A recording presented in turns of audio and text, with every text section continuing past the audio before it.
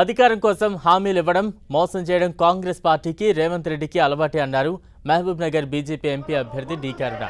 ప్రతిసారి DK అరుణను విమర్శించడానికే Mahabub నగర్కు CM వస్తున్నారని మండిపడ్డారు.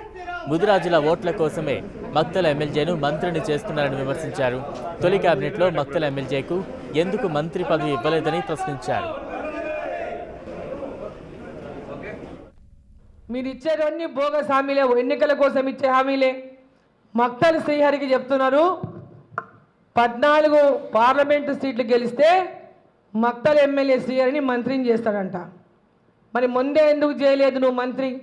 మొట్టమొదటి మీ యొక్క క్యాబినెట్ ఎక్స్పాన్షన్లోనే ఎందుకు శ్రీహరిని మంత్రిని చేయలేదు నువ్వు? అంటే ఇప్పుడు ముదిరాజుల ఓట్ల కోసం జూటా మాటలు చెప్తున్నావు. ముదిరాజులకు కాంగ్రెస్ పార్టీ ఇచ్చింది 9 సీట్లు ఇచ్చింది, మీరు ఇచ్చింది ఏకైక సీటు. మీరు ముదిరాజుల మీద ప్రేమ కురిపిస్తారు, దొంగ నాటకాలు.